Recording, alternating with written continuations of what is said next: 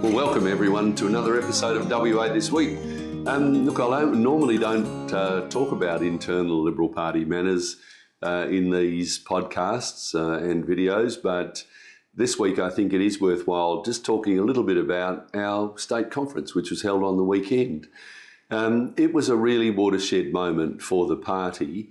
I think many of you would know that there's been a deal of contention about the way Liberal Party selects candidates and the influence of individuals on particularly our pre-selection process for candidates and more broadly the party. This weekend, the Liberal Party overwhelmingly, by a margin of 92% of all of the delegates from right across the state at the state conference, voted for a new way of selecting our candidates, and that is by plebiscites.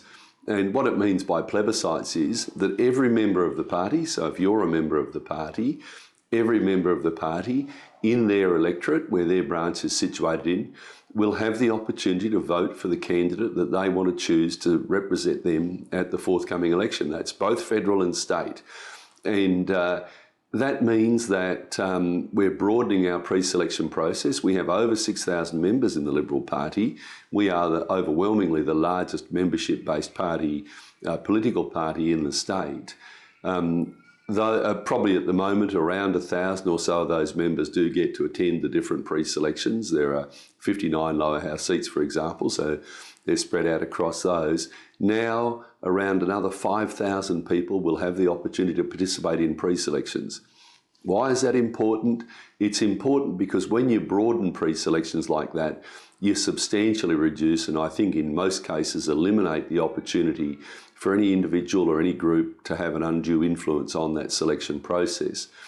It also means that you're really going to get candidates that represent their local electorates because you've got a much broader membership input into that. So that's a huge change for the party and a huge opportunity, I think, going forward. And I might say, if you're not a member of the party, join up.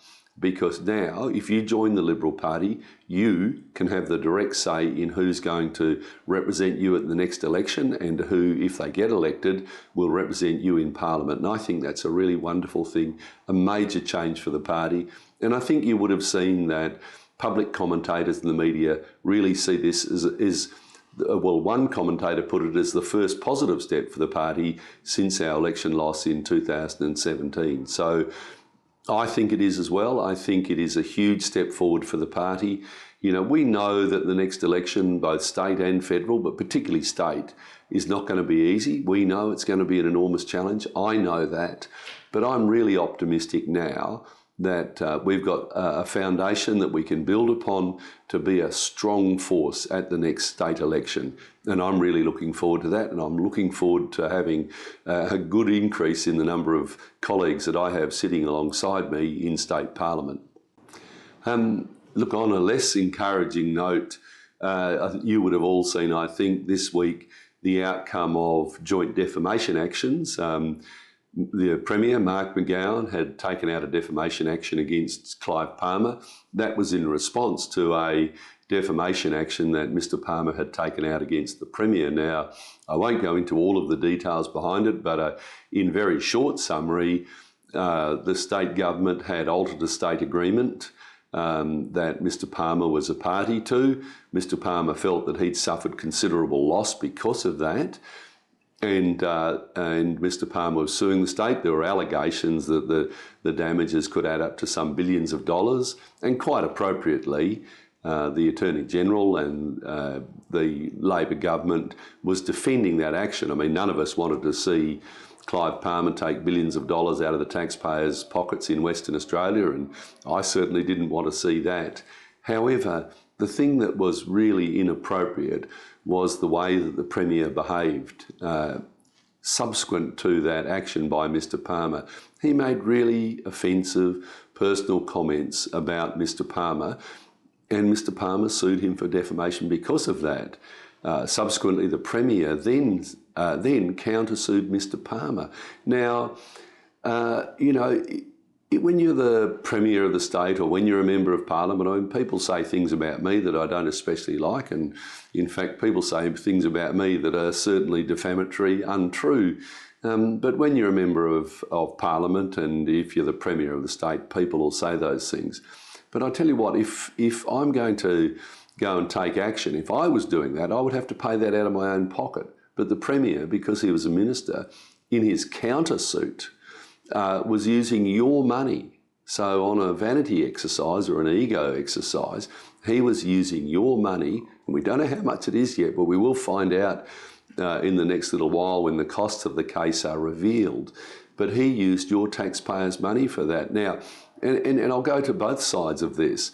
Ministers are allowed to use taxpayers' money to defend legal action against them, action that they've carried out in the conduct of their normal duty. But that principle is based around ministers behaving in a decent way. The way the Premier behaved was juvenile, but his behaviour gave a foundation and gave a basis for Mr Palmer's action. And you can bet that it's many, many hundreds of thousands of dollars. In fact, it'll be much more than that, I suspect, of your taxpayers' money was spent defending that action. But then for the Premier to go and use your money to countersue Mr Palmer, I think is untenable. If he wanted to do that, let him put his hand in his own pocket. I think some of you may have seen the comments by the judge, but it was quite clear that the judge was disgusted by the whole episode.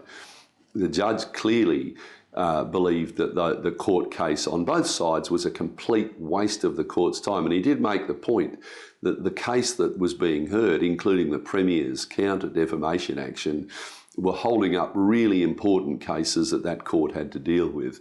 And he was quite scathing. Now, in the end, he found that both parties had defamed each other and then gave minor damage awards because he said they're both public figures. They should expect that sort of behaviour and expect that people will make those comments. It was very clear that the judge was disgusted. But I think all of those taxpayers in Western Australia have paid this. I mean, this is going to end up, being well more than north of $1 million, you can bet, in terms of overall cost.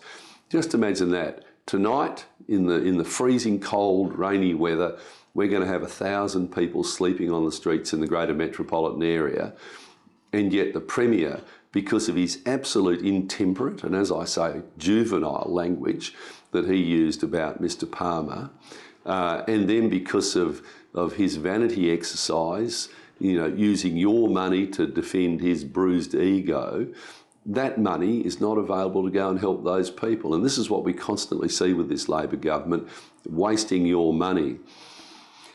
No more so can I say than in the Landgate saga. I've obviously spoken about this in a little bit of detail, but I'll give you a very brief recap. Essentially, the government sold Landgate property. Landgate had 2 blocks of land, some buildings. They sold those for $17.3 million to a company that manages properties and develops land. An independent industry analyst has said that land, the property, the buildings and the land were worth over $100 million. They sold it for $17.3 million, but wait for it.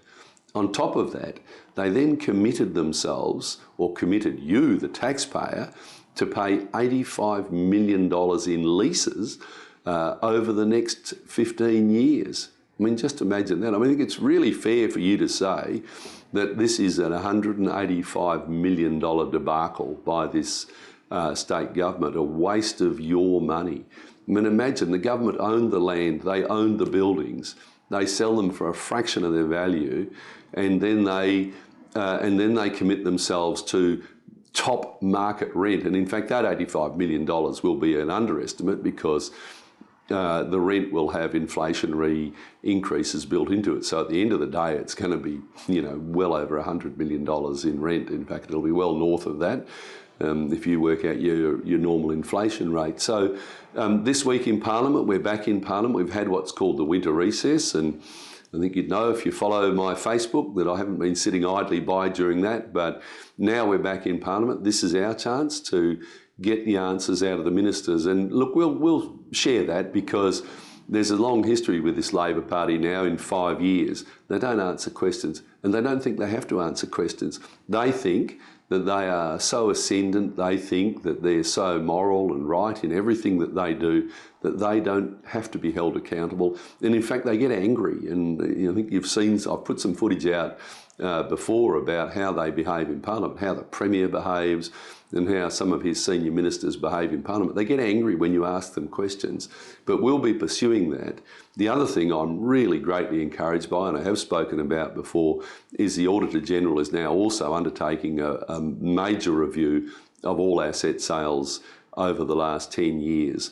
Now, the Liberal Party sold very few assets, but this Labor Party has been selling assets as fast as they possibly could. And in a large number of cases, we believe the taxpayer has been massively ripped off with those deals.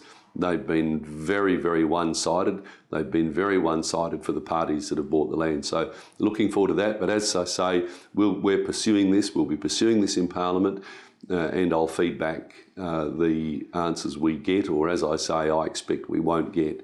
We'll just get some smug, arrogant avoidance of the questions in Parliament. Otherwise, look, thanks very much for listening to the podcast or the video this week. As always, really grateful for you doing that, and grateful for any feedback you have. You can get the podcast on iTunes, Spotify or Stitcher, so if you want to share it, please do. We have a steadily growing audience on this longer format, and really grateful if you get the message out to your friends, families, people who you think may be interested. Also, you can get the video on YouTube or on LinkedIn. If you just look up Dr. David Honey, you can get that. And again, just share it. Really great to get the message out to the broader community. Thank you.